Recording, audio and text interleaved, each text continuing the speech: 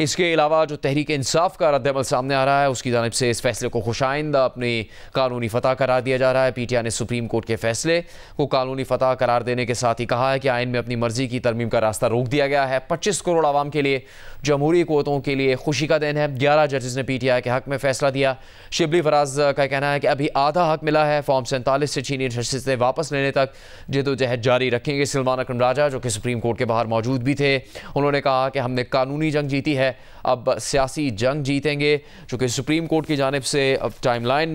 मुकर्रर कर दी गई है। तहरीक इंसाफ के लिए मखसूस नशिस्तें जारी करने के लिए 15 रोज़ का वक्त दिया गया, जिसमें फहरिस्तें जमा कराएंगे। सुप्रीम कोर्ट ने पेशावर हाई कोर्ट और इलेक्शन कमीशन का फैसला भी कलअदम करार दिया और साथ ही सुप्रीम कोर्ट ने ख़वातीन और अक़लियतों की मखसूस नशिस्तें पाकिस्तान तहरीक इंसाफ को देने का हुक्म दिया है। खैबर पख्तूनख्वा, पंजाब और सिंध में भी मखसूस नशिस्तें पीटीआई को दी जाएंगी। सुप्रीम कोर्ट ने पीटीआई को पार्लियामेंट और सूबाई असम्बली में बतौर जमात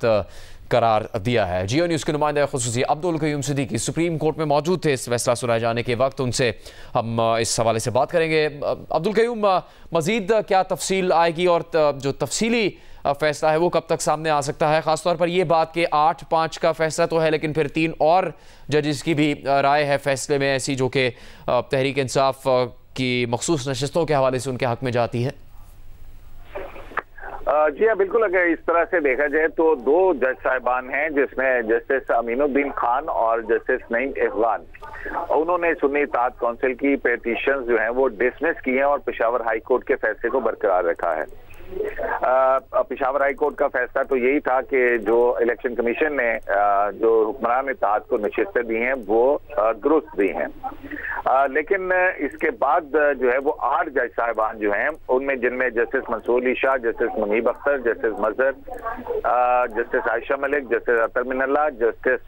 शाहिद वहीद और जस्टिस इरफान सादिक खान और जस्टिस हसन अजहर रिजवी, ये जो है इन्होंने ये कहा है कि 25 मार्च का जो हाई कोर्ट का फैसला है वो कलअदम करार दिया और सुन्नी इत्तेहाद काउंसिल की जो दरखास्त है उसको मंजूर किया। जबकि इलेक्शन कमीशन ऑफ पाकिस्तान का जो 1 मार्च का 2024 का फैसला था और इसके अलावा मुख्तलिफ तारीखों के ऊपर रिटर्न कैंडिडेट्स और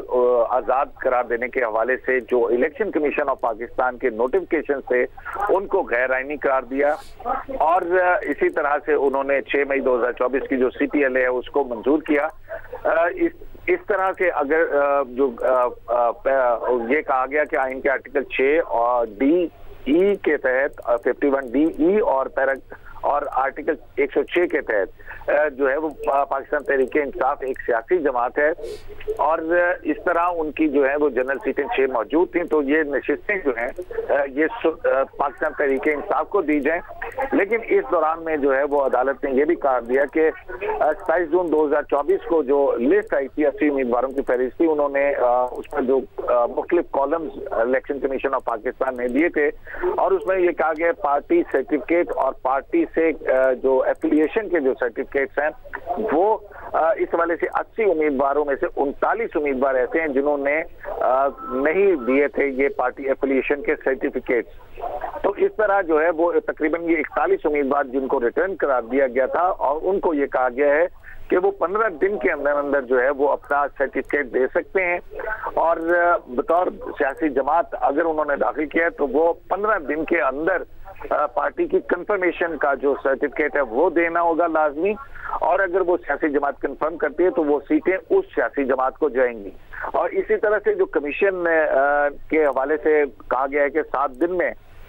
जो है वो जो नई सूरत हाल सामने आती है तो इलेक्शन कमीशन ऑफ पाकिस्तान एक नई जो है वो नशिस्तों की जो तकसीम है उसके हवाले से जो पार्टी पोजीशन बनेगी वो जो है उसके हवाले से कंप्लाइंस रिपोर्ट इलेक्शन कमीशन 7 दिन के अंदर सुप्रीम कोर्ट में दाखिल करेगा। जबकि ये भी अदालत ने कहा है कि पीटीआई जो 8 अक्सरियती अरकान का हुक्म है फैसला है कि पीटीआई की खवातीन और गैर मुस्लिमों को नशिस्तों की फहरिस्त जो है वो पीटीआई 15 दिन के अंदर अंदर जो है वो इलेक्शन कमीशन ऑफ पाकिस्तान को देगी। इसी तरह से यही फार्मूला जो है वो 8 जज साहबान ने कहा है कि पीटीआई खैबर पख्तूनख्वा, पंजाब और सिंध असेंबली और दीगर असेंबलियों में भी लागू होगा और अगर इस हवाले से कोई दुश्वारी पेश आ सकती है तो 8 जज साहबान को चैम्बर में जो है वो इस हवाले से मावनत के लिए या रहनुमाई के लिए दरख्वास्त दी जा सकती है। तो इस तरह से जो है ये 8 जज साहिबान जो है उन्होंने पीटीआई के हक के अंदर दिया है सुन्नी इत्तेहाद काउंसिल की दरख्वास्त को मंजूर करते हुए, जबकि 2 जज साहिबान जो हैं नईम अख्तर खान और जस्टिस अमीनुद्दीन खान उन्होंने तो यकसर वो कर दिया, जबकि जस्टिस याहिया अफरीदी ने भी पाकिस्तान सुन्नी इत्तेहाद की जो सुन्नी इत्तेहाद काउंसिल की जो CPLA थी उसको मुस्तरद कर दिया है और ये करार दिया है कि सुन्नी इत्तेहाद काउंसिल सियासी जमात नहीं है और पीटीआई एक पॉलिटिकल पार्टी है, उसे रिजर्व सीट्स मिलनी चाहिए और उस हवाले से जो पूरा इलेक्शन का प्रोसेस है अगर जिसने सर्टिफिकेट दिया है वो रिमेन रहेंगे। और साथ ही जस्टिस याहिया अफरीदी ने अपने फैसले के अंदर ये कहा कि जो मैंडेट था वो पीटीआई का था और पीटीआई के जो अरकान जिन्होंने सुन्नी इत्तेहाद काउंसिल को ज्वाइन किया, इस तरह उन्होंने जो विल ऑफ द पीपल है उसकी खिलाफ वर्जी की है। इसी तरह जो है वो ये एक फैसला आ जाता है,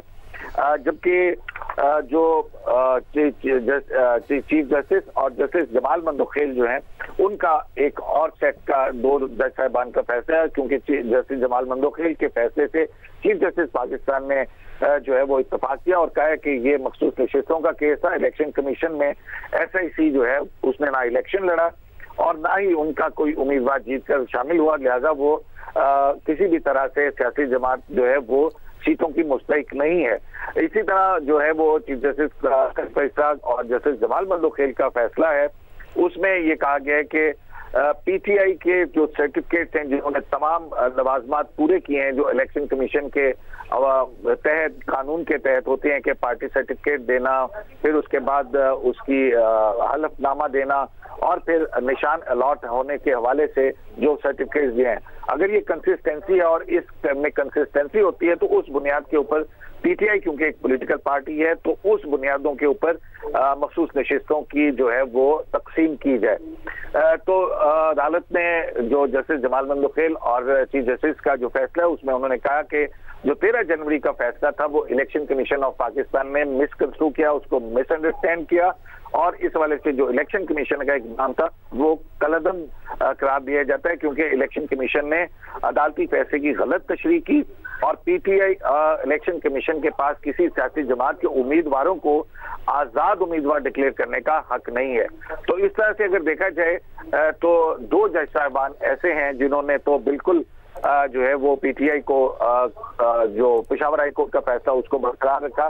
जिसमें पीटीआई को सियासी जमात तस्लीम नहीं किया गया था और ना ही सुन्नी इत्तेहाद को सियासी जमात तस्लीम किया गया था। लेकिन बाकी जो 11 जज साहिबान हैं वो इस बात के ऊपर मुत्तफिक है कि पाकिस्तान तहरीक-ए-इंसाफ एक पॉलिटिकल पार्टी थी और इलेक्शन कमीशन ऑफ पाकिस्तान को जो है वो उसको उसके उम्मीदवारों को बशर्ते कि वो तमाम शराइत पूरी करते हुए आए तो उस बुनियाद के ऊपर उनको जो है वो पीटीआई को सीटें जानी चाहिए। तो ये जो है वो क्रक्स है 13 रुकनी बेंच के फैसले का। बहुत शुक्रिया। अब्दुल कयूम सिद्दीकी, नुमाइंदा जियो न्यूज़ इस्लामाबाद से तफसील बता रहे थे।